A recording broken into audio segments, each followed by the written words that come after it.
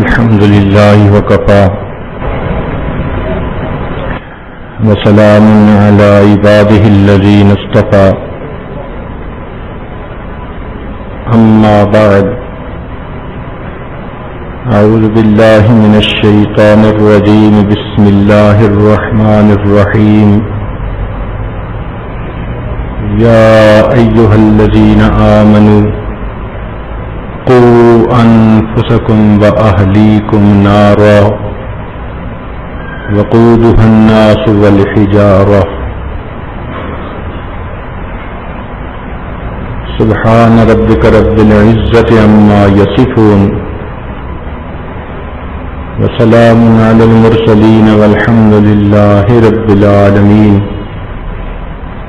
اللهم صل على سيدنا محمد وعلى آل سيدنا محمد وبارك وسلم اللهم صل على سيدنا محمد وعلى آل سيدنا محمد وبارك وسلم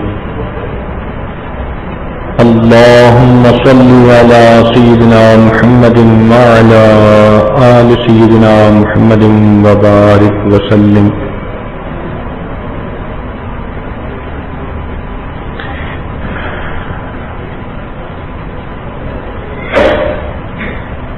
اللہ رب العزت کا ایک ذاتی نام ہے اور بہت سارے صفاتی نام ہیں۔ ذاتی نام اللہ ہے، باقی نام صفاتی ہیں۔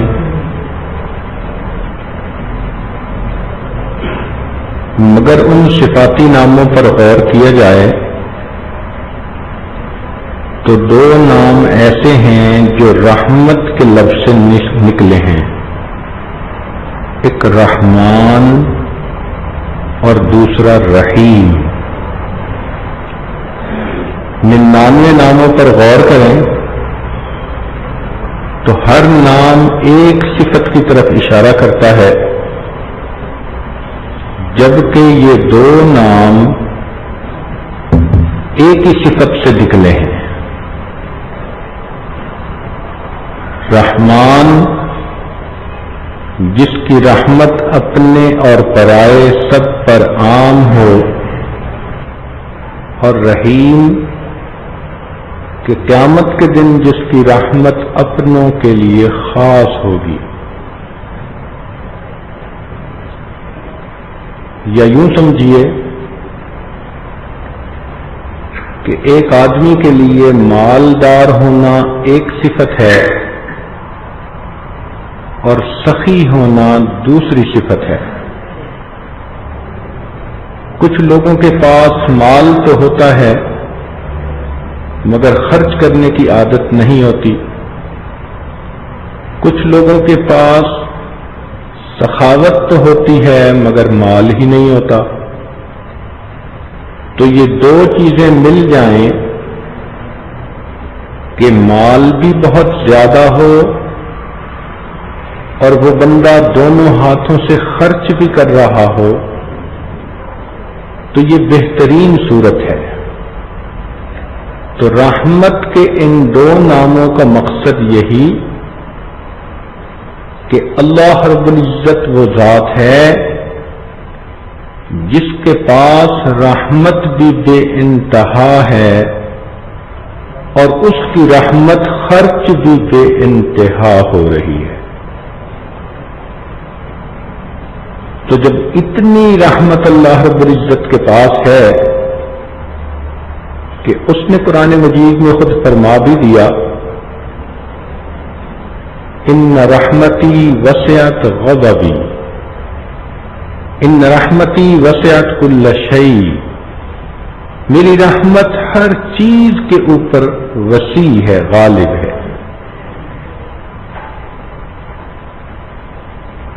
تو گویا اللہ رب العزت کی رحمت کی صفت ایسی ہے کہ یہ ہر چیز پر غالب ہے۔ بلکہ بعض علماء نے تو یہاں تک لکھا کہ اللہ رب العزت کے جتنے بھی نام ہیں ان سب میں سے رحمت ہی کا پہلو نکلتا ہے. حالانکہ کچھ نام ایسے ہیں کہ جن کو ہم سمجھتے ہیں کہ وہ تو بہت ہی سختی والے نام ہیں، مگر یہ ہماری سمجھ کا قصور ہے. مثال کے طور پر الجبار ہم سمجھتے ہیں جبر کرنے والا، حالانکہ اس کا معنی ہے درست کرنے والا. اب غلط چیز کو ٹھیک کرنا یہ تو اچھائی اور رحمت کی بات ہے. القہار ہم سمجھتے ہیں کہ قہر ڈھانے والا، حالانکہ اس کا مطلب ہے غالب آنے والا. تو واقعی جو اللہ رب العزت سے ٹکرائے گا اللہ تعالیٰ اس پر غالب آئے گا. المتکبر ہم سمجھتے ہیں کہ جس میں تکبر ہو، بلکہ اس کا مطلب ہے عظمتوں والا، اور اس میں کیا شک ہے کہ اللہ رب العزت کی ذات کو ہر عظمت حاصل ہے. المنتقم ہم سمجھتے ہیں انتقام لینے والا، حالانکہ علماء نے لکھا کہ ظالم سے بدلہ لینے والا. یہ نہیں ہے کہ ہر کمزور پہ غصہ دکھانے والا. یہ تو اچھی صفت ہے کہ اگر کوئی ظلم کرتا ہے تو اس ظالم کے بازو بھی روکنے والا کوئی ہونا چاہیے. تو المنتقم ظالم سے بدلہ لینے والا.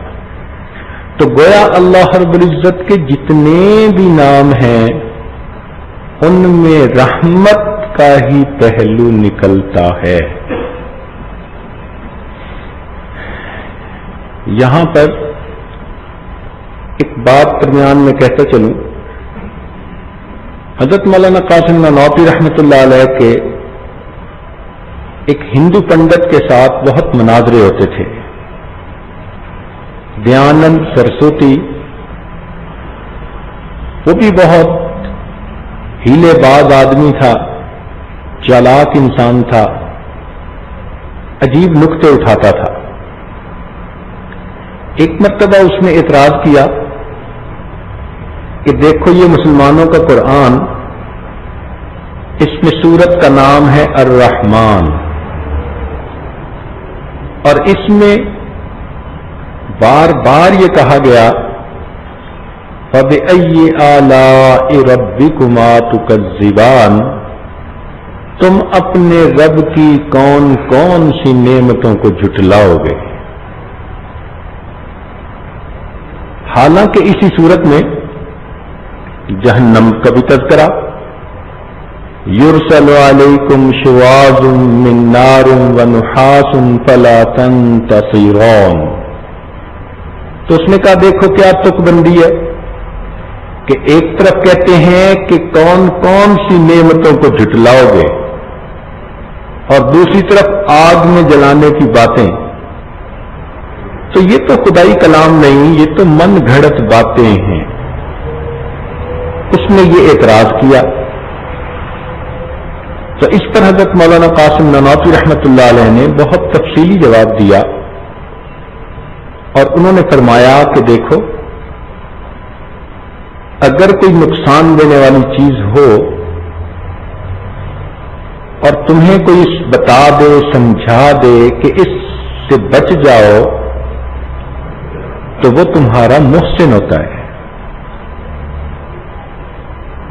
اگر کوئی کہہ دے کہ ادھر بجلی کی تار ہے ہاتھ مت لگاؤ، تو وہ دشمن نہیں دوست ہے. اسی طرح اللہ تعالی نے اس صورت میں ایمان والوں کو جہنم کی آگ سے بچنے کے جو مشورے دیے ان کو جو نصیحتیں کی کہ اپنے آپ کو جہنم کی آگ سے بچاؤ، یہ بھی اللہ رب العزت کی نعمت ہے کہ اس نے اپنے بندوں کو راہبری عطا فرما دی۔ تو اس نے تسلیم کیا کہ واقعی اس زاویے سے دیکھا جائے تو کسی کو مصیبت، پریشانی، تکلیف سے بچا لینا یہ بھی رحمت ہوتی ہے۔ اب سوال یہ پیدا ہوتا ہے کہ جب اللہ رب العزت کی رحمت بھی اتنی ہے کہ ہر چیز پر وسیع ہے، ہر نام سے رحمت ٹپکتی ہے، تو پھر اللہ تعالیٰ نے جہنم کو کیوں بنایا؟ فقط جنت بنا دیتے کافی تھا۔ تو اس کی بھی وجہ ہے کہ اگر کسی کے ذمہ کام لگایا جائے اور ایک آدمی تو اس کام کو پوری طرح ادا کرے اور دوسرا بندہ ڈیٹ بن جائے اور جان بوجھ کے وہ غفلت کرے، حکم عدولی کرے، نافرمانی کرے، الٹا مذاق اڑائے، تو عدل کا تقاضا یہی ہے کہ جس نے تعمیل کی اس کو انعام دیا جائے اور جس نے بغاوت کی اس کا دماغ سیدھا کیا جائے۔ یہ جزا اور سزا کا ہونا یہ عین رحمت ہے۔ اگر ایسا نہ ہوتا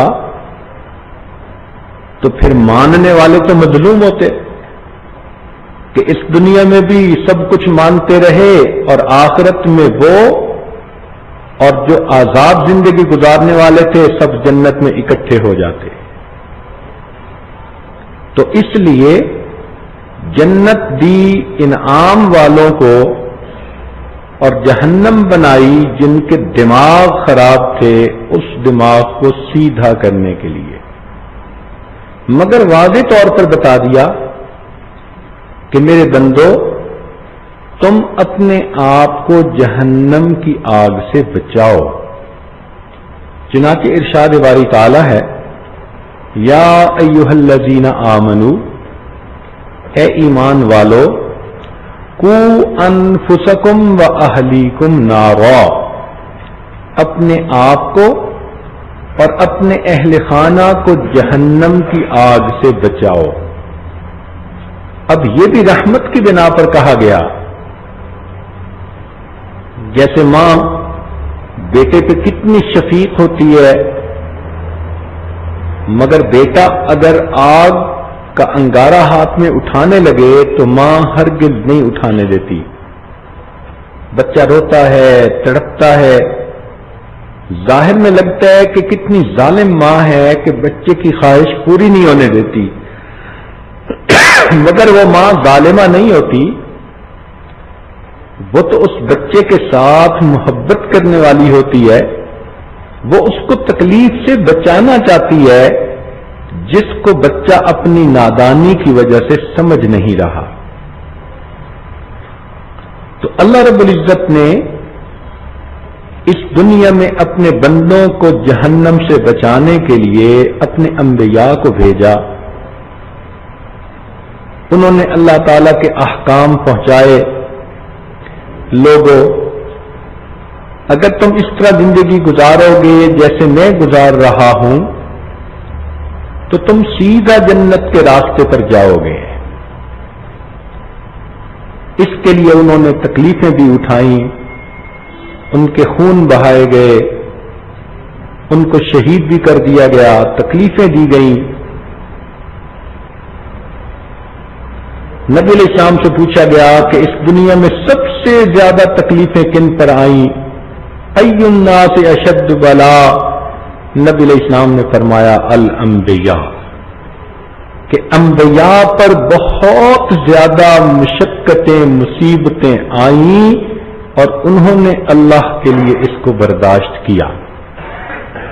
تو اب بتائیے کہ اللہ رب العزت نے تو اپنی طرف سے اتمام حجت کر دیا، کوئی بندہ بات ہی نہ سنے، آنکھ ہی بند کر لے اور گڑھے میں جا گرے تو پھر سمجھانے والے کا تو قصور نہیں ہوتا. ضد اور ہٹ دھرمی کا کوئی علاج نہیں. ابلیس بھی اگر اللہ رب العزت کے سامنے ہٹ دھرمی کا مظاہرہ نہ کرتا تو اللہ تعالیٰ اس کے بھی گناہ کو معاف کر دیتے، مگر اس نے ضد کی، ہٹ دھرمی کی، جس کی وجہ سے اس کو دھتکارا گیا. آج دنیا میں بھی اسی طرح جو انسان خیر کی بات کو نہ سنے اور اپنی من مرضی کرنے میں لگا رہے، دنیا کی زندگی کے عیش و آرام کو سامنے رکھے، حکم خدا کو نظر انداز کرے، تو یہ وہ انسان ہے جو اپنے ہاتھوں سے اپنے پاؤں پہ کلہاڑی مار رہا ہے، یہ اپنے ہاتھوں سے جہنم خرید رہا ہے. چنانچہ اللہ رب العزت نے اپنے بندوں کے لیے ایک دستور بنایا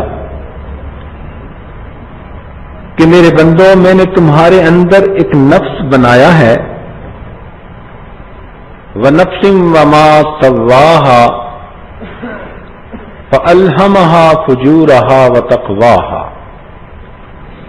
اس میں نے خیر کا جذبہ بھی رکھ دیا اور شر کا جذبہ بھی رکھ دیا، لیکن فلاح اس کو ملے گی جو اپنے اوپر خیر کو غالب کر لے اور شر کو دبا دے. اس کو تزکیہ کہتے ہیں. تزکیہ نفس کا ہوتا ہے اور تصفیہ دل کا ہوتا ہے. ان دونوں الفاظ کے فرق کو سمجھ لیجئے. ایک ہوتا ہے کسی شیشے کے اوپر مٹی کی تہ آ جانا، اس کو اگر آپ کپڑے کے ساتھ صاف کر دیں، وائپر سے صاف کر دیں تو شیشہ آئینہ بالکل صاف ہو جائے گا. اس کو تصفیہ کہیں گے. یہی حال انسان کے دل کا کہ گناہوں کی ظلمت دل کے اندر داخل نہیں ہوتی، دل کے اوپر تہ بنا لیتی ہے. جس طرح زنگ لوہے کے اندر داخل نہیں ہوتا، اس کی سطح پہ ایک تہ بنا دیتا ہے. اگر اس تہ کو ہٹا دیں تو نیچے سے بالکل صاف لوہا نکل آتا ہے. اسی طرح گناہوں کی ظلمت بھی انسان کے دل پر تہ بنا دیتی ہے. سنیے قرآن عظیم الشان، اللہ تعالیٰ ارشاد فرماتے ہیں کلا بل ران علی قلوبہم ما کانوا یکسبون. کیوں نہیں؟ ان کی بدعمالیوں کی وجہ سے ان کے دلوں پہ زنگ لگا دیا گیا. تو چونکہ یہ اوپر اوپر طے ہوتی ہے، اس لیے اس کو اگر توبہ کے آنسوؤں سے صاف کریں تو یہ طے اتر جاتی ہے اور دل بالکل صاف ہو جاتا ہے. اس کو تصفیہ قلب کہتے ہیں. ایک ہوتا ہے کپڑے کا میلا ہونا. اگر کوئی کپڑا میلا ہو گیا تو اس کو تو استری پھیر کے آپ صاف نہیں کر پاتی. اس کو ستھرا کرنے کا اور طریقہ ہے. آپ پانی میں بھگوئیں، صابن لگائیں، واشنگ مشین میں اسے پھرائیں، تب جا کر اس کی میل کپڑے سے الگ ہوگی. ایسا کیوں کرنا پڑا؟ اس لیے کہ شیشے کے اوپر میل کی طے تھی، یہاں کپڑے کے اوپر نہیں تھی بلکہ کپڑے کے اندر داخل ہو گئی تھی. یہی حال انسان کے نفس کا کہ نفس کے اوپر ظلمت نہیں، فَأَلْهَمَهَا فُجُورَهَا وَتَقْوَاهَا، شر اس کے اندر رکھ دیا گیا ہے. اب اندر کے شر کو صاف کرنے کے لیے اس نفس کو ستھرا کرنا پڑتا ہے، کپڑے کی طرح دھونا پڑتا ہے، اس کو تزکیہ کہتے ہیں۔ بعض سالکین کو دیکھا کہ وہ تزکیہ قلب کہنا شروع کر دیتے ہیں، تو تصفیہ قلب کا لفظ استعمال ہوتا ہے اور تزکیہ نفس کا لفظ استعمال ہوتا ہے۔ یہ نفس کو ستھرا کرنا اتنا اہم ہے کہ یہ مقاصد نبوت میں سے ہے۔ چنانچہ اللہ تعالیٰ نے جہاں نبی علیہ السلام کو دنیا میں بھیجنے کا مقصد بتلایا تو فرما دیا یتلو علیہم آیاتہ ویزکیہم، تو بعثت نبی کے مقاصد میں سے ہے۔ بلکہ اس کی اہمیت کا اندازہ لگائیے کہ حضرت ابراہیم علیہ السلام نے جب دعا مانگی بیت اللہ شریف کو بنا کر، اللہ میں نے گھر تو بنا دیا، آباد کرنے والے کو بھیج دیجیے، میں نے مدرسہ بنا دیا، معلم کو بھیج دیجیے، تو اس وقت انہوں نے یہ دعا مانگی تھی کہ ایسے معلم کو بھیجیے کہ جو آیات کی تلاوت کرے،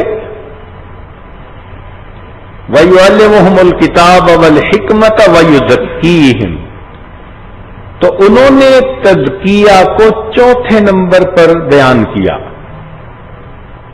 لیکن اللہ رب العزت نے جب قبولیت کا اعلان فرمایا تو تزکیہ کا اللہ تعالی نے دوسرے نمبر پر تذکرہ کیا۔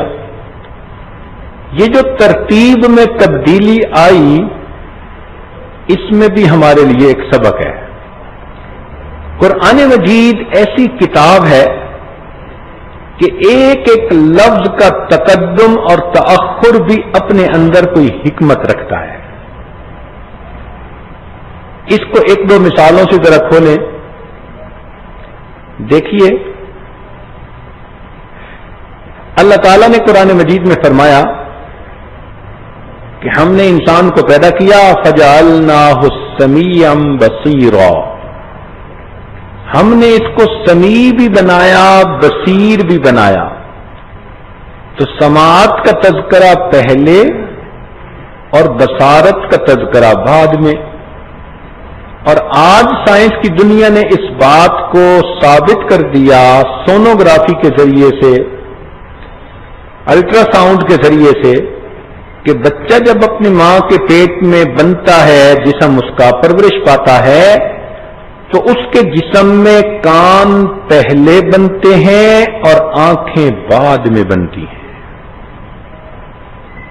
اب دیکھیے 1400 سال پہلے فرمایا کہ ہم نے اس کو سماعت دی اور بصارت دی، اور سائنس نے کہہ دیا کہ واقعی بچے کی پیدائش کی ترتیب 100% یہی ہوتی ہے۔ ایک اور مثال سن لیجئے، جب کوئی گھر بناتے ہیں تو دیواریں پہلے بناتے ہیں، چھت بعد میں بنتی ہے۔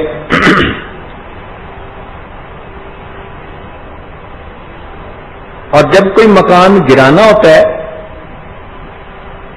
تو گرانے کی ترتیب اور ہے،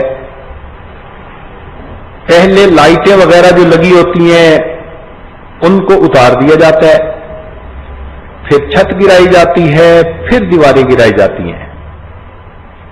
بالکل اسی طرح اللہ تعالی نے، بالکل اسی طرح اللہ رب العزت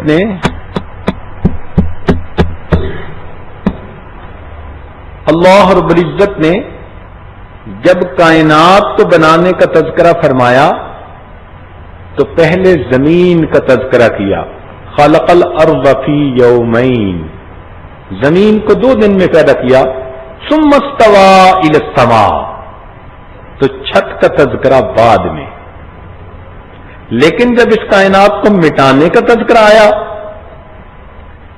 تو اس وقت اللہ تعالی نے سب سے پہلے لائٹیں اتارنے کا تذکرہ فرمایا.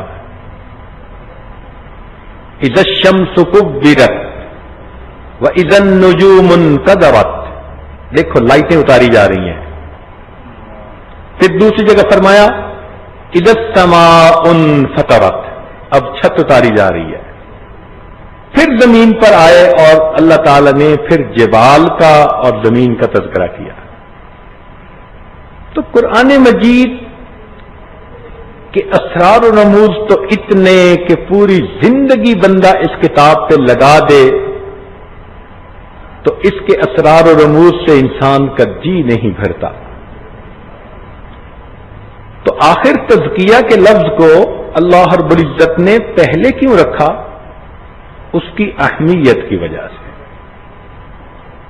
اس لیے کہ تلاوت آیات سے انسان کو ایمان ملتا ہے اور اس کے بعد اس کو اگر تزکیہ حاصل نہ کرے تو پھر علم اور حکمت کے کام اس کو فائدہ نہیں دے پاتے. بغیر تزکیہ کے دین کا کام کرے گا تو الٹا گمراہی میں چلا جائے گا. اس لیے تزکیے کا تذکرہ پہلے فرمایا. یہ اتنا ضروری کہ جنت میں جانے کے لیے یہ سب سے بڑی شرط ہے. دیکھیں جنت نیک پاک لوگوں کی جگہ ہے. اللہ تعالی نے داخلے کی ایک شرط رکھ دی ہے کہ وَذَلِكَ جَزَاءُ مَن تَزَكَّىٰ. یہ جنت بدلہ ہے اس بندے کے لیے جو ستھرا ہوا. تو پاک لوگ جو باطنی بیماریوں سے پاک ہوں گے انہی کو اندر جانے کی اجازت ہوگی. اس کو بھی ذرا مثال سے سمجھ لیجئے. آج آپ اگر حج کے لیے سعودی عرب جانا چاہیں تو ان کی شرط ہے کہ آپ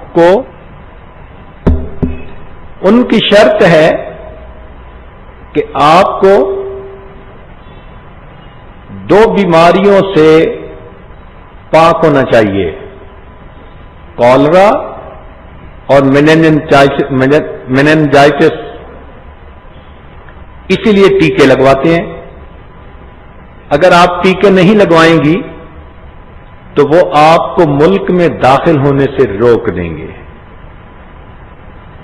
کسی ملک کی شہریت حاصل کرنا چاہیں تو وہ کہتے ہیں جی کہ آپ اپنا میڈیکل پیش کریں. آپ کو ٹی بی بھی نہیں ہونی چاہیے، HIV پازیٹو بھی نہیں ہونا چاہیے، اور آپ کو کوئی اور بھی ایسی متعدی بیماری نہیں ہونی چاہیے.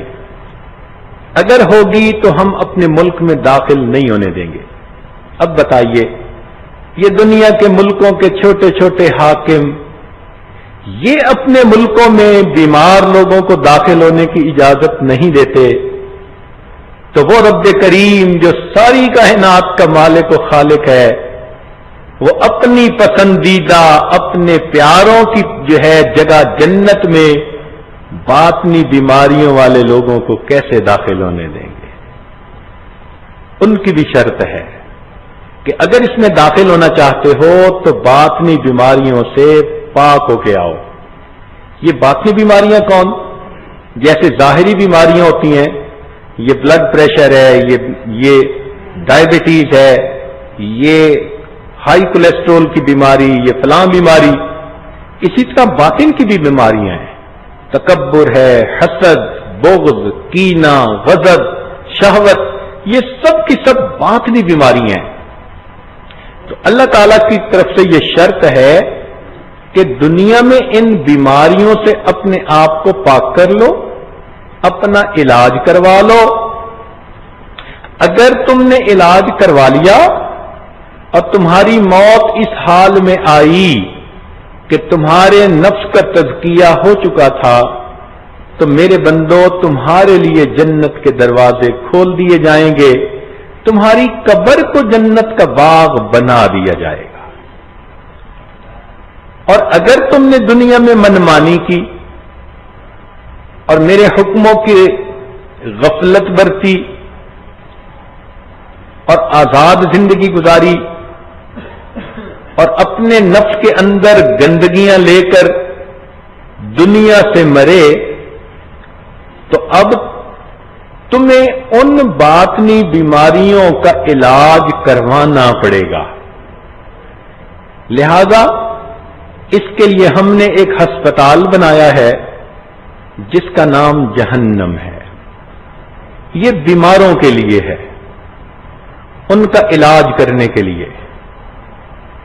کیونکہ تم بیمار ہو لہذا ہم تمہیں پہلے ہسپتال میں داخل کریں گے، اگر تمہاری بیماری ٹھیک ہو گئی تو ہم تمہیں ڈسچارج کر کے کچھ عرصے کے بعد تمہارے گھر جنت روانہ کر دیں گے۔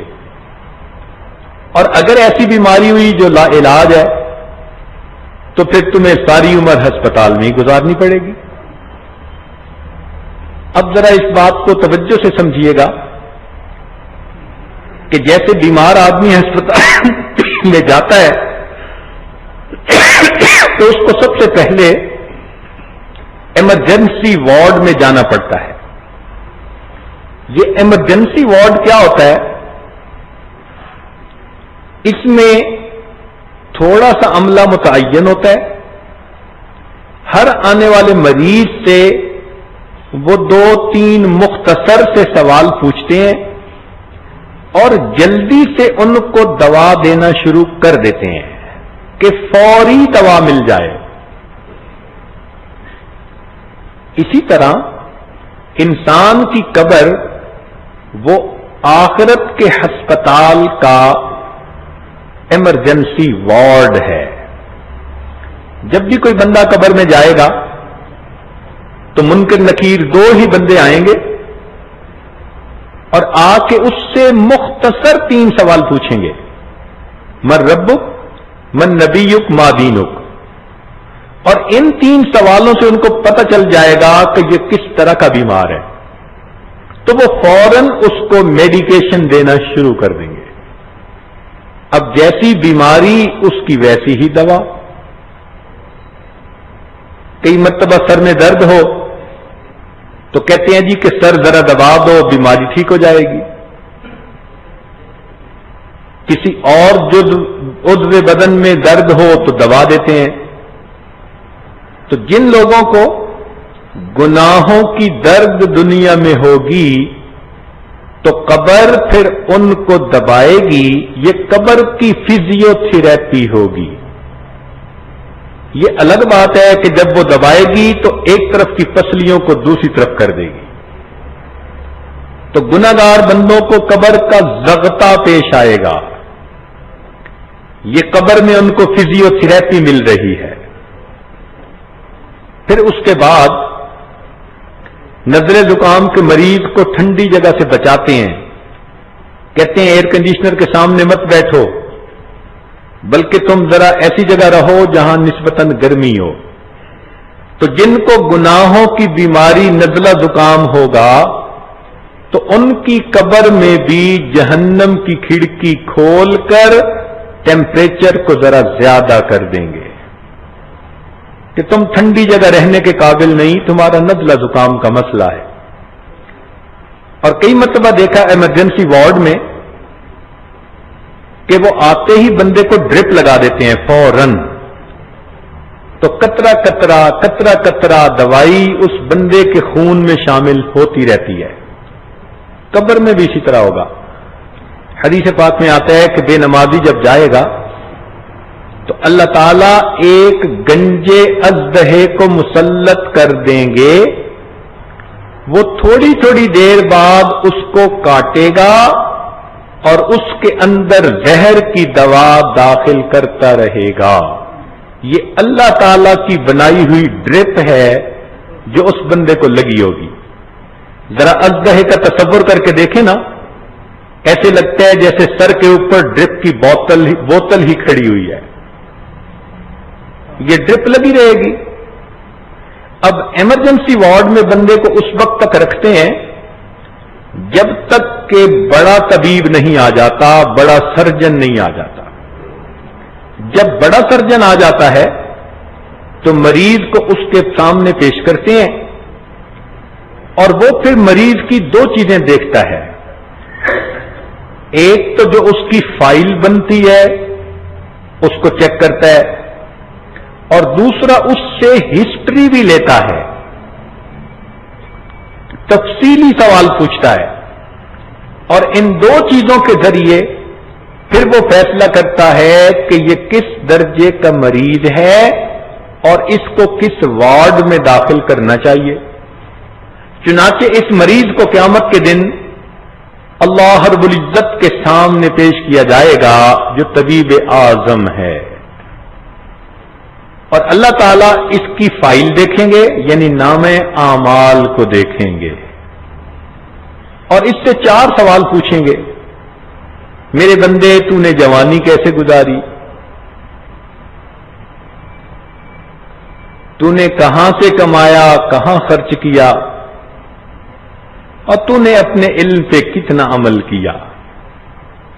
ان سوالات سے اس بندے کی بیماری کی اصلیت کھل کر سامنے آ جائے گی۔ تو جہنم کے ہسپتال کے اندر مختلف وارڈ ہیں، جیسے دنیا کے ہسپتال میں ایک جنرل وارڈ ہوتا ہے، چھوٹی موٹی بیماریوں والوں کو وہاں بھیج دیتے ہیں۔ ایک پیچیدہ بیماری والے لوگ ہوتے ہیں، ان کو ای سی یو میں داخل کرتے ہیں، ایکسٹینسو کیئر یونٹ، اور کچھ لوگ ہوتے ہیں جو لمبی بیماریوں والے ہوتے ہیں، ان کے لیے ٹرشری کیئر یونٹ بنا ہوتا ہے، انہوں نے تو سالوں رہنا ہے۔ اسی طرح اللہ تعالیٰ نے بھی جہنم کے ہسپتال کے مختلف وارڈ بنائے ہیں، جس کو جہنم کہتے ہیں۔ یہ جنرل وارڈ ہے جو سب سے اوپر ہے، اور باقی وارڈ اس سے نیچے ہیں۔ چنانچہ منافق، مشرک اور کافر یہ نیچے کے وارڈوں میں بھیجے جائیں گے۔ ان المنافقین فی الدرک الاسفل من النار، سب کے نیچے کے وارڈ میں منافق ہوں گے، کیونکہ ان کو لمبا عرصہ لگنا ہے۔ اور ویسے بھی دستور ہے کہ آپ نے سٹور میں کوئی چیز اگر ایسی رکھنی ہو کہ جس کو نکالنا جلدی ہو تو دروازے کے قریب رکھتی ہیں، اور اگر اس کو نہ نکالنا ہو تو دور کونے میں لگا دیتی ہیں۔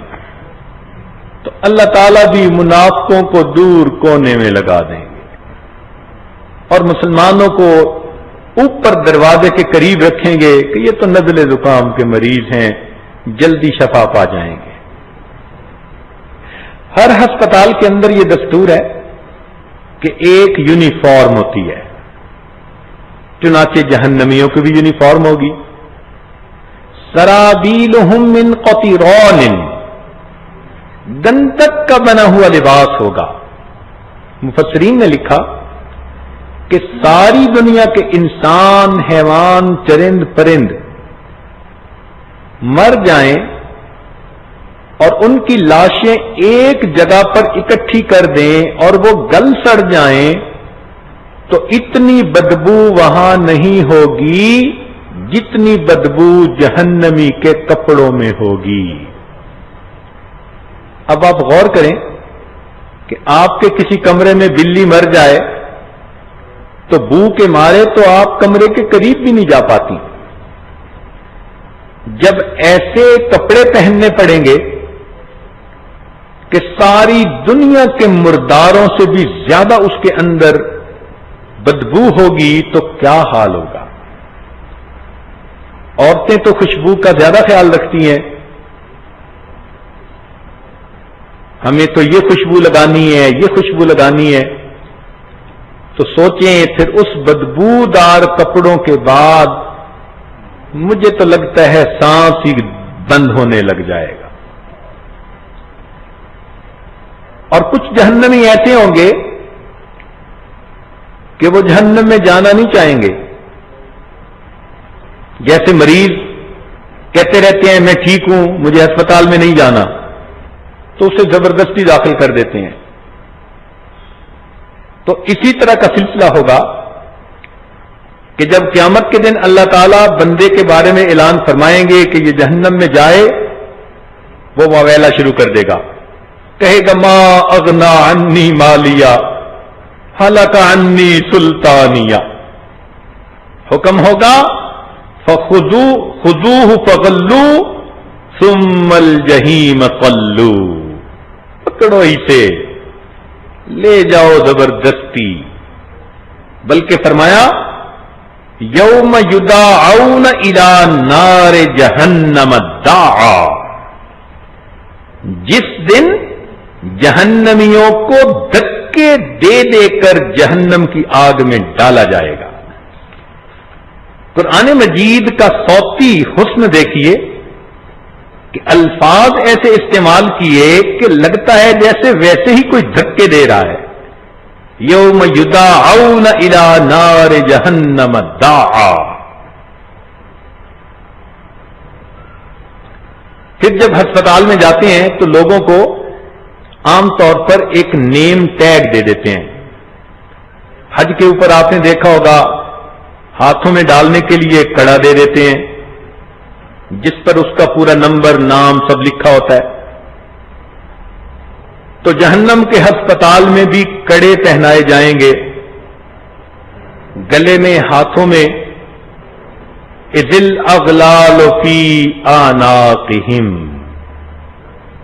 مگر یہ آگ کے بنے ہوئے ہوں گے اور بندے کے اعضاء کو جلا رہے ہوں گے. ہسپتال کے اندر جیسا مریض ہوتا ہے اس کی ویسی غذا ہوتی ہے. اگر شوگر کا مریض ہے تو اس کو لوگ کریلے بنا کر کھلاتے ہیں، خود کھاتے ہیں میٹھی چیزیں اور ان کو دیتے ہیں کڑوی چیزیں کہ جی آپ کی بیماری کے لیے علاج یہی حال جہنم کے مریض کا ہوگا کہ چونکہ اس کو گناہوں کی شوگر ہوگی، اللہ تعالیٰ ان کو زقوم کا پودا کھلائیں گے. ان شجرۃ الزقوم طعام الاثیم کالمہل یغلی فی البطون. علماء نے لکھا ہے کہ زقوم اتنا کڑوا ہوتا ہے کہ صبح کے وقت انسان اپنی زبان سے لگائے تو شام تک کڑواہٹ زائل نہیں ہوتی. اب جب اتنا کڑوا پھل کھانے کو ملے گا اور ادھر سے بھوک کی شدت ہوگی تو جہنمی اس کو کھائے گا مگر وہ بندے کے حلق میں اٹک جائے گا، نہ نگلتے بنے گی نہ اگلتے بنے گی. اب پریشان ہو کے پانی مانگے گا، لیکن مریض کو مرض کے حساب سے پانی دیتے ہیں. نزلے کا مریض برف والا ٹھنڈا پانی مانگے تو ہرگز نہیں دیتے. شوگر کا مریض شربت مانگے تو کبھی بھی نہیں دیتے. بلکہ نزلے زکام کا مریض ہو تو اس کو جڑی بوٹیوں کا قہوہ بنا کے دیتے ہیں، کڑوا. یہ جس کو گناہوں کا مرض ہوگا اس کو بھی ایک قہوہ بنا کر دیں گے جو بہت ہی زیادہ بدبودار ہوگا اور اس کا نام غسلین ہوگا. مفسرین نے لکھا کہ جہنمیوں کے زخموں سے جو خون اور پیپ گرے گی اس کو پیالوں میں اکٹھا کر کے پیاسے جہنمیوں کو پینے کے لیے دیا جائے گا. وَلَا طَعَامٌ إِلَّا مِنْ غِسْلِينَ لَا يَأْكُلُهُ إِلَّا الْخَاطِئُونَ. دیکھا جیسی کرنی ویسی بھرنی. جنت میں شراب طہور پلا رہے ہوں گے اور یہاں ان کو قہوے بنا کے پلا رہے ہوں گے. کئی مرتبہ ایسے ہوتا ہے کہ بندے کو جسم میں دردیں ہوتی ہیں، عورتوں کو تو یہ مسئلے پیش آتے ہی رہتے ہیں، تو پھر ایک ربر کی بوتل ہوتی ہے، اس میں گرم پانی ڈال کے نا یہ جسم پہ رکھتی ہیں، ٹکور کرتی ہیں. اس بیماری کا علاج یہی. بالکل اسی طرح جہنم میں کچھ ایسے بھی بیمار ہوں گے جنہوں نے زکات نہیں دی ہوگی، تو ان کے سارے مال پیسے کو اللہ تعالی سلاخوں میں تبدیل کریں گے، پھر جہنم کی آگ میں ان کو گرم کیا جائے گا. فَتُقْوَى بِهَا جِبَاهُهُمْ وَجُنُوبُهُمْ وَظُهُورُهُمْ، ان کے ماتھے پہ ٹکور کریں گے، ان کے پہلوؤں پہ، ان کی پیٹھ پہ ٹکور کریں گے. هَذَا مَا كَنَزْتُمْ لِأَنفُسِكُمْ فَذُوقُوا مَا كُنتُمْ تَكْنِزُونَ. چکھو مزہ. زیور تو پہنتی تھی اور زکات ادا کرنا یاد ہی نہیں رہتا تھا. چکھو مزہ ذرا اس کا. سنبھال سنبھال کے جیولری باکس میں رکھتی تھی، نئے نئے زیور بنانے کا شوق تھا، زکات ادا کرنے کا دھیان ہی نہیں تھا. تو ایسے مریض کے ساتھ یہ معاملہ. اچھا، کچھ مریض ایسے ہوتے ہیں جیسے کینسر کا مریض، تو شعاؤں سے ان کا علاج کیا جاتا ہے. کہتے ہیں جی شعاؤں کے ذریعے سے ان کو علاج دے رہے ہیں. جہنم میں بھی ایسا ہی ہوگا. کچھ ایسے لوگ ہوں گے جنہوں نے لوگوں کے دل دکھائے ہوں گے، ان کے لیے ایک اسپیشل وارڈ بنا ہوگا، اس کا نام ویل ہوگا. ویل لکل ہمزۃ لمزہ. یہ ہمزہ اور لومزہ الگ الگ بیماریاں ہیں. ایک ہے کسی کی کوتاہیوں کی ٹو میں لگے رہنا، اور دوسرا ہے کہ اگر کسی کی غلطی کا پتہ چل جائے تو اس کو پورے شہر کا کے اندر آواز لگا دینا، لوگوں تک پہنچا دینا. اس کو کہتے ہیں ایب جو اور ایب گو.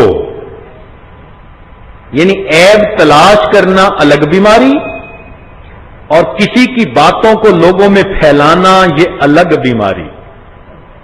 جیسے کچھ عورتوں کو پتہ چل جائے کسی کے بارے میں، بات کا بتنگڑ بنا کے فون پہ گھنٹہ گھنٹہ دوسری کو بتائیں گی، اور ساتھ کہہ دیں گی کہ بس میں نے تمہیں بتایا ہے، آگے نہ بتانا.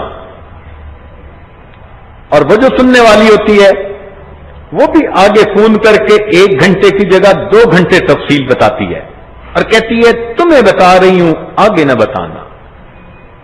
اور یہ ٹاک آف دی ٹاؤن بنی ہوتی ہے. تو جس بندے کے اندر یہ بیماریاں ہوں گی ان کو ویل میں بھیجا جائے گا. وہاں پر اللہ نے ان کے لیے اسپیشل ٹریٹمنٹ کا انتظام کیا ہوگا. آگ کے بنے ہوئے ستون ہوں گے، ان کے ساتھ ان کو باندھ دیا جائے گا. پھر باندھنے کے بعد چونکہ انہوں نے دنیا میں لوگوں کے دل دکھائے، اب ان کے دلوں کو ٹریٹمنٹ دی جائے گی. شعائیں ان کے دلوں پہ ڈالی جائیں گی.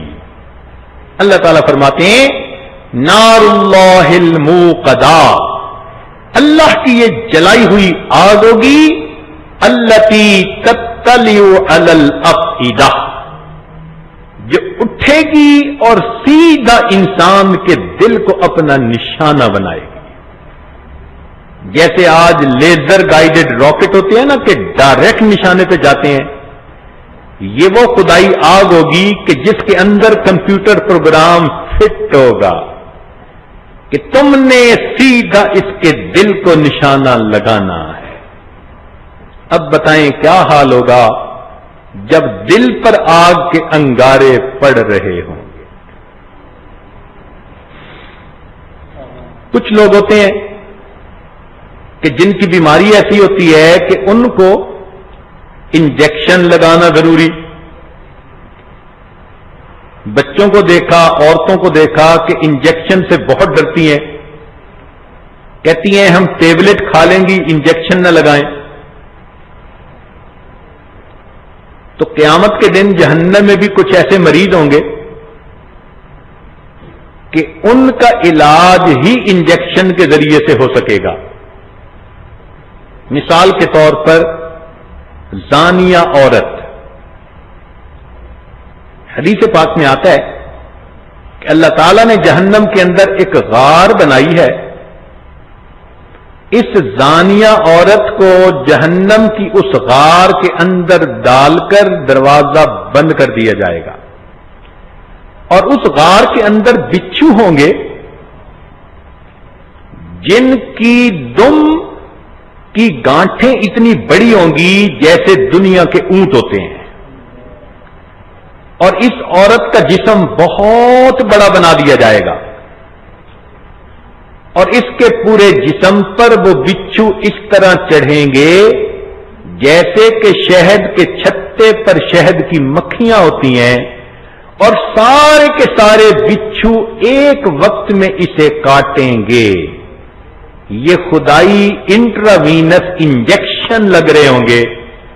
اے اللہ کی بندی، تو نے زنا کروایا اور توبہ بھی نہ کی، تیرے جسم کے ایک ایک ٹشو نے اس کا مزہ پایا، اب ہر ٹشو کے اندر زہر کی دوا ہم بھیجیں گے. اب تو گھبرا کہ یہ کہتے ہیں کہ مر جائیں گے، مر کے بھی چین نہ پایا تو کدھر جائیں گے. کچھ نوجوان ہوتے ہیں جن کے دماغوں میں ہر وقت نفسانی، شیطانی، شہوانی خیالات چھائے ہوتے ہیں، لیتے بیٹھتے چلتے پھرتے ہر وقت ان کے ذہن میں شیطانی وسوسے، وہ اسی خیالات کو ذہن میں جماتے ہیں، لذتیں پاتے ہیں. تو ایسا مریض اگر قیامت کے دن جہنم میں جائے گا تو اس کا علاج کیا ہوگا؟ یصب من فوق رؤوسہم الحمیم، گرم کھولتا ہوا پانی ان کے سر پہ ڈالا جائے گا. تیرے دماغ میں خرابی تھی اور گندی سوچ رہتی تھی، اب تیری اس بیماری کا علاج کھولتا پانی ہے. تو دیکھیے، جیسی بیماری ویسا علاج. اتنا عرصہ یہ بیماری کا علاج ہوتا رہے گا حتیٰ کہ وہ بیماری ختم ہو جائے. تو جس بندے نے ایمان کو قبول کر لیا، غفلت کی وجہ سے گناہوں کا مرتکب ہوا، تو اس بندے کی تو بیماری جلدی ختم ہو جائے گی، چونکہ یہ بے عملی کی بیماری ہوگی. جب اس کو صحت ہو جائے گی تو پھر اس کو ڈسچارج کر دیں گے اور کہیں گے کہ اب تو اپنے گھر چلا جا، یعنی جہنم سے نکال کر پھر اس کو جنت بھیج دیں گے. کچھ بیمار ایسے ہوتے ہیں کہ بیماریاں ہی لا علاج. ان لا علاج بیماریوں میں سے 3 بیماریاں ہیں. ایک کا نام ہے کفر، دوسرے کا نام ہے شرک، اور تیسرے کا نام ہے نفاق، منافقت. یہ تینوں بیماریاں لا علاج ہیں، لہذا نہ یہ بیمار ٹھیک ہوں گے اور نہ ہی کبھی ان کو جہنم سے نکالا جائے گا. ان کے بارے میں اللہ فرماتے ہیں خالدین فیہا، ہمیشہ ہمیشہ یہ جہنم میں ہی رہیں گے. آج اپنے آپ کو شرک سے بچا لیجئے، کفریہ کلمات سے بچا لیجئے، منافقت کے کاموں سے بچا لیجئے، تو اللہ رب العزت کے ہاں کبھی نہ کبھی رحمت کی امید رہے گی. اب نتیجہ یہ نکلا کہ جنت جانے کے دو راستے ہیں. ایک راستہ تو یہ ہے کہ ان روحانی بیماریوں کا علاج اسی دنیا میں کر لیا جائے. جیسے جسمانی بیماریوں کے ڈاکٹر طبیب ہوتے ہیں، ایسے روحانی بیماریوں کے لیے بھی مشائخ علماء ہوتے ہیں، ان سے پرسکرپشن لے لی جائے. وہ ذکر بتاتے ہیں، تلاوت قرآن بتاتے ہیں، اور یہ روحانی بیماریوں کی شفا. نبی علیہ السلام نے فرمایا ذکر اللہ شفاء القلوب، اللہ تعالی کا ذکر یہ دل کی بیماریوں کی شفا ہے. اور دوسری جگہ فرمایا صدیق اکبر عنہ کی روایت کہ لکل شیء ثقالۃ وثقالۃ القلوب ذکر اللہ، ہر چیز کی پالش ہوتی ہے، زنگ دور کرنے کی چیز ہوتی ہے، اور دلوں کی پالش اللہ کا ذکر ہے. اور قرآن مجید تو ہے ہی شفا. وَيَشْفِ صُدُورَ قَوْمٍ مُؤْمِنِينَ فَإِذَا مَرِضْتُ فَهُوَ يَشْفِينِ شِفَاءٌ لِمَا فِي الصُّدُورِ هُدًى وَرَحْمَةٌ لِّلْمُؤْمِنِينَ وَنُنَزِّلُ مِنَ الْقُرْآنِ مَا هُوَ شِفَاءٌ وَرَحْمَةٌ لِّلْمُؤْمِنِينَ وَلَا يَزِيدُ الظَّالِمِينَ إِلَّا خَسَارًا قُلْ هُوَ لِلَّذِينَ آمَنُوا هُدًى وَشِفَاءٌ. تو ایک طریقہ تو یہ ہے کہ اسی دنیا میں نیکوکاری کی زندگی گزاریں، سچی توبہ کر لیں، اللہ تعالی سے معافیاں مانگ لیں، پچھلے گناہ معاف، آئندہ اچھی زندگی. یہ بندہ جیسے ہی مرے گا تو تتوفاہم الملائکۃ الطیبین، ان کو وہ فرشتے آئیں گے جو جنت لے کے جانے والے ہوتے ہیں. اس کی قبر کو بھی جنت کا باغ، اور اس کے لیے قیامت کے دن جنت کے دروازے کھول دیے جائیں گے. وسیق الذین اتقوا ربهم الی الجنۃ زمرا، ان کو پروٹوکول کے ساتھ جنت پہنچا دیا جائے گا.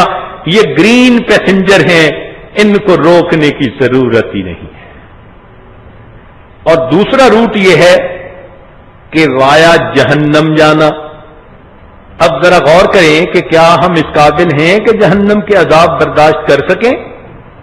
ہم سے تو دھوپ کی گرمی برداشت نہیں ہوتی، جہنم کی گرمی کہاں برداشت ہوگی؟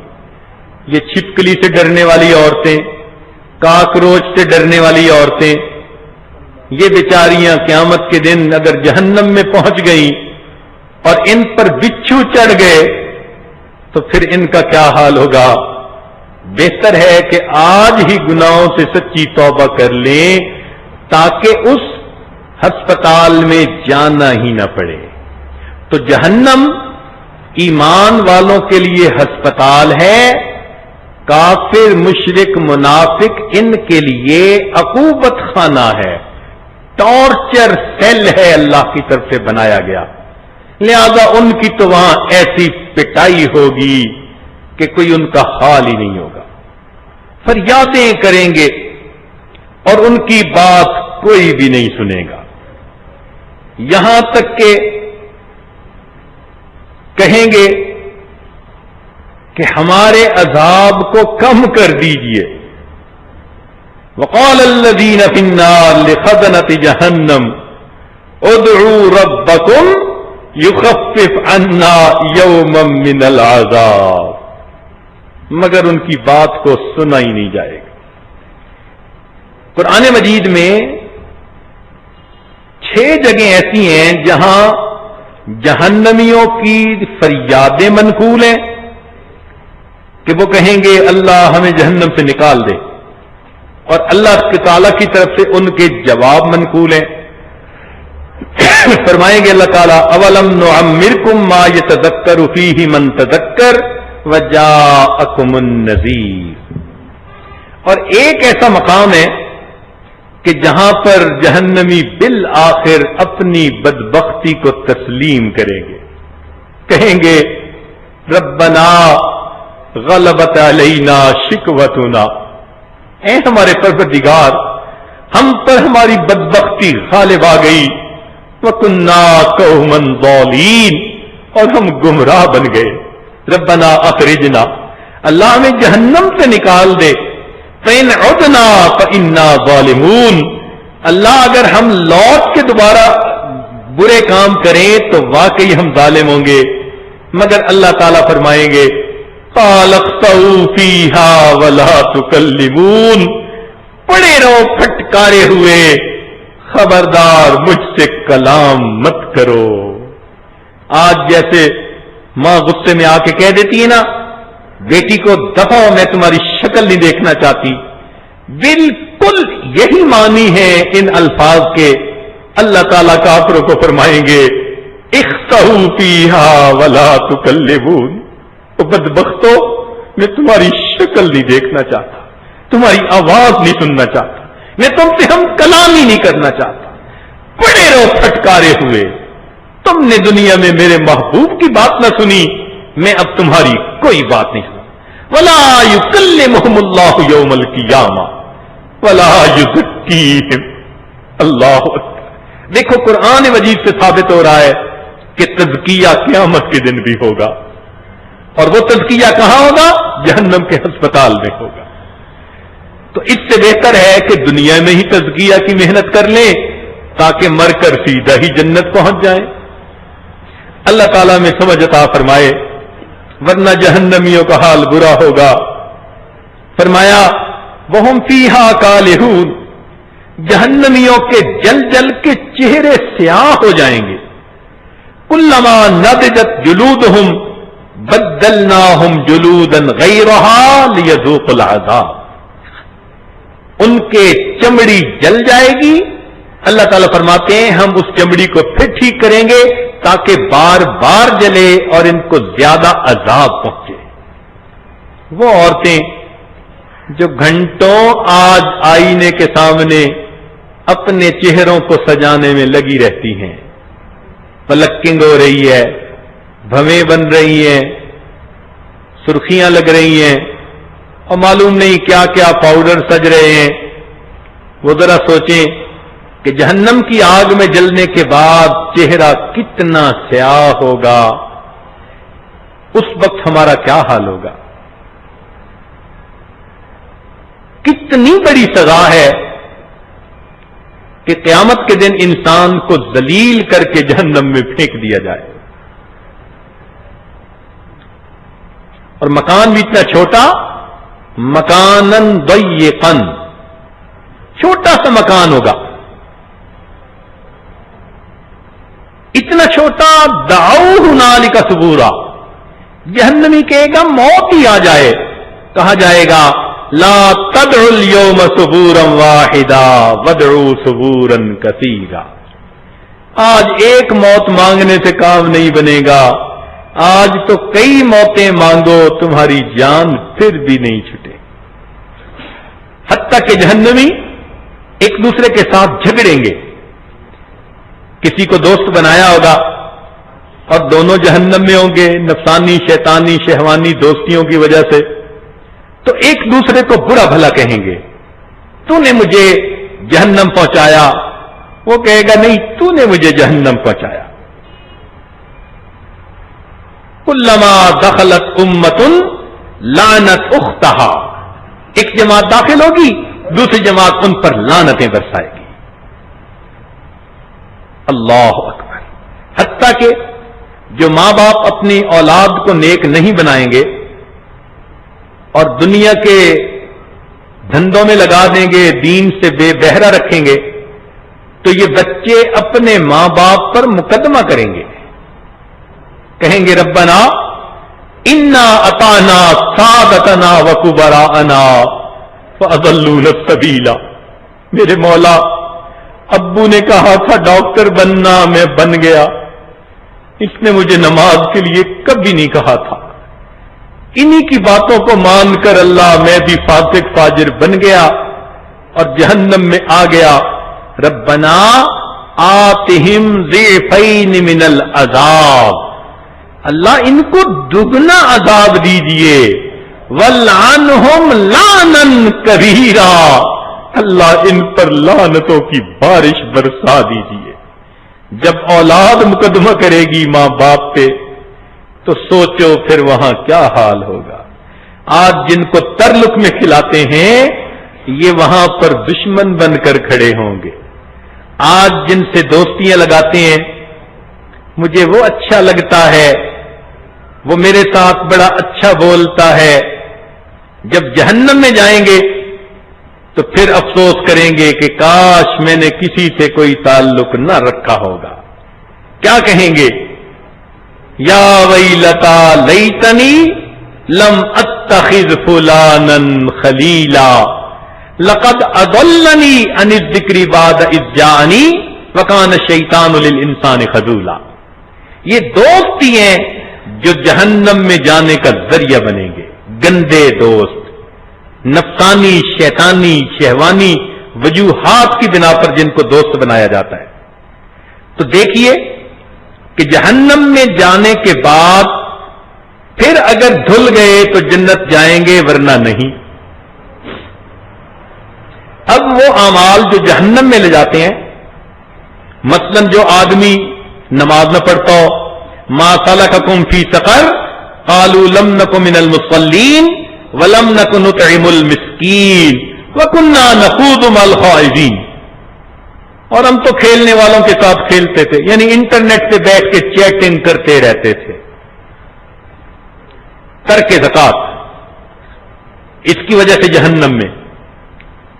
الذین یکنزون الذهب والفضة ولا ينفقونها فی سبیل اللہ فبشرهم بعذاب علیم. حقوق العباد میں جو کوتاہی کرے گا جہنم میں، حتیٰ کہ اگر کسی کو قتل کیا، وَمَن يَقْتُلْ مُؤْمِنًا مُتَعَمِّدًا فَجَزَاؤُهُ جَهَنَّمُ. متکبر جہنم میں، فَبِئْسَ مَثْوَى الْمُتَكَبِّرِينَ. زانی جہنم میں، وَمَن يَفْعَلْ ذَلِكَ يَلْقَ أَثَامًا. منافق جہنم میں، إِنَّ الْمُنَافِقِينَ فِي الدَّرْكِ الْأَسْفَلِ مِنَ النَّارِ. یہ ہے انسان کی اصل بربادی کہ دنیا کی چند لمحوں کی لذتوں کی خاطر ہمیشہ کے عذاب میں جلے. لمحوں نے خطائیں کی، صدیوں نے سزا پائی. لمحوں نے خطائیں کی، صدیوں نے سزا پائی. چند لمحوں کی لذتوں کی خاطر اے انسان تو اپنے آپ کو جہنم کا مستحق بنا بیٹھتا ہے. یہ تیری کتنی ناعقلی، کتنی بے وقوفی ہے. اس لیے جہنمی سے وہاں کے داروغے پوچھیں گے کہ تمہیں کوئی سمجھانے والا نہیں آیا تھا؟ تو آگے سے یہ کہیں گے کہ جاءنا نذیر فکذبنا وقلنا ما نزل اللہ من شیء. ہم نے ہی ان کو جھٹلا دیا، ان کی بات ماننے سے انکار کر دیا. اور پھر حسرت سے کہیں گے لو کننا نسمع، اے کاش اگر ہم سنتے، او ناقلو، ہمارے اندر عقل کی رتی ہوتی، ما کننا فی اصحاب السعیر، ہم کبھی بھی جہنم میں نہ آتے. تو جہنم میں جانے والے وہ ہوں گے نہ خیر کی بات سنتے ہوں گے، نہ عقل سے اسے سمجھنے کی کوشش کرتے ہوں گے. اللہ تعالی ہمیں اس بے عقلی سے بچائے. جہنم میں جانا کوئی آسان کام نہیں، محنت کرنی پڑتی ہے. کیا مطلب؟ کہ جو انسان منمانی کی زندگی گزارتا ہے، اس دنیا میں بھی مصیبتیں اور آخرت میں بھی مصیبتیں. دیکھیے جو انسان گناہگار ہو، اللہ تعالیٰ اولاد کو نافرمان بنا دیتے ہیں. اولاد کتنا دل دکھاتی ہے، مال میں بے برکتی ڈال دیتے ہیں، کتنا انسان پریشان ہوتا ہے. دل کو بے سکون کر دیتے ہیں، کتنا پریشان ہوتا ہے. جس کسی کے ساتھ غلط تعلقات ہوں، سارا دن اسی کی سوچ، اسی کی خیال، اسی کی باتیں، اس کو پتہ نہ چلے، اس سے چھپاؤ، اس سے چھپاؤ، جھوٹ جھوٹ جھوٹ، امی کے سامنے جھوٹ، ابو کے سامنے جھوٹ، میں تو اس کو ملنے گئی تھی، میں تو سہیلی سے بات کر رہی تھی، فون فلاں کا آیا تھا. جھوٹ بول بول کے جھوٹوں کے دفتر میں نام لکھوا بیٹھتی ہے. تو دنیا میں بھی مصیبت، راتوں کو نیند نہیں آتی، کھانا اچھا نہیں لگتا، اور جن کی خاطر یہ سب کچھ کرتی ہیں وہ بھی مطلب پورا کر کے اپنا راستہ لے لیتے ہیں. پھر کہتی ہیں کہ جی کوئی دعا بتائیں کہ بس اللہ مجھے دنیا سے اٹھا ہی لے. پھر گناہوں کی وجہ سے انسان کو ذلت ملتی ہے، رسوائی ملتی ہے. بیماریاں ملتی ہیں. حدیث پاک کا مفہوم ہے جو انسان اللہ تعالیٰ کی نافرمانی کرتا ہے اللہ تعالیٰ لوگوں کے دلوں میں اس کی نفرت ڈال دیتے ہیں. لوگ اوپر سے تو ہاں ہاں کرتے ہیں, اندر سے اس انسان سے نفرت کر رہے ہوتے ہیں. کتنی سزائیں ہیں اسی دنیا میں. اب دیکھو اتنے دھکے کھا کے, اتنی پریشانیاں اٹھا کے, مصیبتیں اٹھا کے پھر اگر کوئی جہنم میں پہنچا تو اس نے کتنی قیمت ادا کر کے جہنم میں جانے کی کوشش کی. تو اس لیے جہنم میں جانا مہنگا ہے اور جنت میں جانا سستا ہے. ہٹ دھرمی سے ہم اگر توبہ کر لیں تو اللہ رب العزت ہمیں جہنم سے بچا لیں گے. ہم یونیورسٹی میں پڑھتے تھے, ایک پروفیسر ہمارے تھے, وہ اتنا پیار سے سمجھاتے تھے کہ بات طلباء کے ذہن نشیں ہو جاتی تھی. ان کے پیریڈ میں حاضری بھی 100% ہوتی تھی اور بچے ان کا ہوم ورک بھی خوب کرتے تھے اور بڑے شوق سے پڑھتے تھے اور نمبر بھی بہت لیتے تھے. تو وہ مذاق میں کبھی کہا کرتے تھے کہ بچوں میں نے تمہیں ایسا پڑھایا ہے کہ اب میرے مضمون میں فیل ہونے کے لیے تمہیں بڑی محنت کرنی پڑے گی. تو مذاق میں بات کرتے تھے مگر واقعی ان کے مضمون میں کوئی فیل ہی نہیں ہوتا تھا. بالکل وہی بات مجھے یاد آتی ہے کہ میرے مولا نے جنت جانا اتنا آسان کر دیا, توبہ کرنا اتنا آسان کر دیا, معافی مانگنا اتنا آسان کر دیا. دنیا میں اللہ رب العزت نے اپنی ذات کو منانا اتنا آسان کر دیا کہ اگر کوئی بندہ اب بھی اللہ کو منا کر جنت میں نہ جائے تو یقیناً اس کو جہنم میں جانے کے لیے بڑی محنت کرنی پڑے گی. اور یہ محنتیں ہم کرتے پھرتے ہیں, سارا دن دھکے کھاتے ہیں, آنکھیں ادھر دیکھتی ہیں ادھر دیکھتی ہیں, اس کو فون کرو, اس کا یہ کرو, اس سے جھوٹ بولو, اس کو دھوکہ دو. کتنے جتن کاٹتا ہے انسان جہنم میں جانے کے لیے. ہوئے مر کے ہم جو رسوا ہوئے کیوں نہ غر کے دریا, ہوئے مر کے ہم جو رسوا ہوئے کیوں نہ غر کے دریا, نہ کہیں جنازہ اٹھتا نہ کوئی مزار ہوتا. آج وقت ہے جہنم سے اپنے آپ کو بچا لیجئے. اس کے دو طریقے ہیں. ایک تو ندامت کے 2 آنسو بہا لیجئے, ندامت کے آنسو جہنم کی آگ کو بجھا دیتے ہیں. اور دوسرا اپنے دلوں کو اللہ کی محبت سے بھر لیجئے. یہ عشق الہی کی آگ جہنم کی آگ کو بجھا دیتی ہے. حدیث پاک میں آتا ہے مومن جب گزرنے لگے گا پل صراط سے, جہنم کی آگ کہے گی اسرے یا مومن فإن نورک اطفأ ناری, او مومن جلدی گزر جا, تیرے دل کے نور نے میری آگ کو بجھا دیا. آج اللہ کی محبت سے دل کو بھر لیجئے اور اپنے رب سے سلو کر لیجئے اور اللہ سے دعائیں مانگیے کہ اللہ ہمیں اپنی محبت عطا فرما دیجئے. اللہ وہ دل دے جو تیرے عشق کا گھر ہو, اللہ وہ دل دے جو تیرے عشق کا گھر ہو, دائمی رحمت کی تیری اس پہ نظر ہو, دل دے کے تیرے عشق میں یہ حال ہو اس کا, محشر کا اگر شور ہو تو بھی نہ خبر ہو. اللہ رب العزت ہمیں ایسی محبت عطا فرمائے. لہذا اپنی دعاؤں میں اللہ سے مانگیے اللہم انی اسألک الجنہ, اے اللہ اپنی سستی جنت ہمیں عطا فرما دے. ونعوذ بک من النار, اور اللہ اپنی مہنگی جہنم سے ہمیں محفوظ فرما لے. وآخر دعوانا ان الحمدللہ رب العالمین. چونکہ وقت کافی ہو چکا لہذا آج دعا کر لیجئے. ہمدن اللہ کی طرف متوجہ ہو جائیے. سبحان ربی العلی وہاب اللہم صلی علی سیدنا محمد وعلی آل سیدنا محمد وبارک وسلم. اے مالک ہم آپ کے آج مسکین بندے ہیں, ہمارے گناہوں کو معاف فرما, خطاؤں سے گزر فرما, عیبوں کی پردہ پوشی فرما. اے اللہ ہمیں جہنم کے عذاب سے محفوظ فرما. اے اللہ ہم آپ کے ناز نعمت کے پلے بندے ہیں, آپ نے کتنی نعمتیں دے کے ہمیں پالا. میرے مولا ہم سے تو دھوپ کی گرمی برداشت نہیں ہوتی, جہنم کی گرمی کہاں برداشت ہوگی؟ اللہ، دو بندوں کے سامنے کی ذلت برداشت نہیں ہوتی، قیامت کے دن نبی علیہ السلام کے سامنے کی ذلت کہاں برداشت ہوگی؟ اللہ، ہمیں تو کانٹا چبھ جائے، ہمیں تکلیف ہوتی ہے جب سارے جسم پہ بچھو بیٹھ کے کاٹیں گے، کیا حال ہوگا؟ اللہ ہمیں بچا لیجئے۔ اے اللہ، آپ رحیم ہیں، کریم ہیں، ہم آپ کو آپ کی رحمت کا واسطہ دیتے ہیں۔ اللہ، ہمیں اپنے عملوں سے زیادہ آپ کی رحمت کا بھروسہ ہے، ہمیں اپنے عملوں کا کوئی بھروسہ نہیں۔ اللہ مہربانی فرما دیجئے، ہمارے ساتھ درگزر کا معاملہ فرمائیے، اپنے بندوں پر اللہ جہنم کی آگ حرام کر دیجئے۔